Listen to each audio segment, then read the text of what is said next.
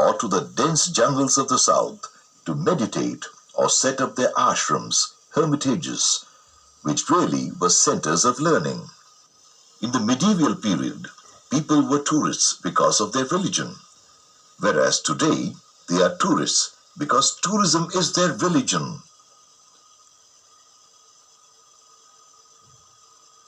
Tourism is an important industry today. Many countries are dependent on it for their foreign exchange earnings. Tourism, or what is now popularly referred to as the travel industry, has become a comprehensive social science which calls for a serious study and attention because of its impact on the lives of millions of people across the world.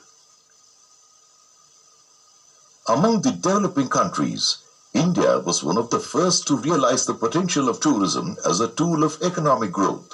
As early as 1958, the Government of India set up a Department of Tourism and Civil Aviation under a cabinet minister. Modern tourism has evolved into a normal consumer product, transacted through retail outlets, wholesalers, and even department stores. Tourism in the BCs. Phoenicians, the people living on the coast of Syria at the eastern end of the Mediterranean Sea in ancient times, were probably the first real travelers in the modern sense, as they went from place to place as traders and travelers.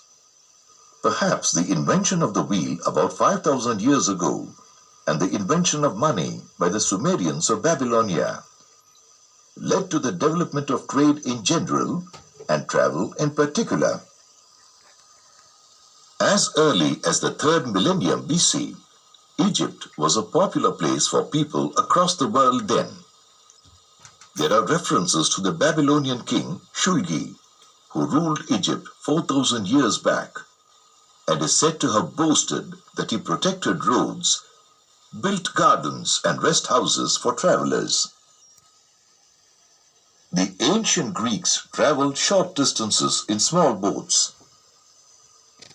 In the 5th century BC, Herodotus toured Phoenicia, Egypt, Cyrenaica, Greece, and the Black Sea, and recorded the history, social customs, and practices of the people living in these areas. Greeks traveled to spas, festivals, athletic meets, and to consult the oracle at Delphi. Their means of transport was carts drawn by mules, and en route they stayed in wayside inns. Ancient Greek philosophers like Plato, Aristotle, Pythagoras, and Thales have traveled to Egypt and other neighboring countries. Tourism prospered under the Roman Empire with its long spells of peace and superior land and sea communications. Tourist traffic attained a scale and sweep that were not to be seen until the 19th century.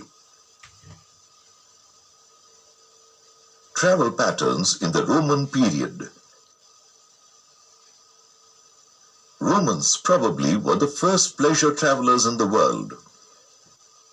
Travel had become quite sophisticated by the time Christ was born.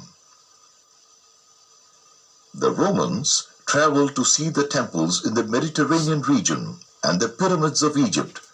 They often traveled up to 100 miles a day by using relays of horses taken from rest posts that were 5 to 6 miles apart. Plutarch, the great historian and biographer of the period, speaks about globetrotters who spent the best part of their lives in inns and boats. The wealthy men of the period traveled in litter, a vehicle carried by people or animals with a bed or couch, often covered and curtained, suspended between shafts. Travel in ancient India. Atithi Devo Bhava, the guest is God.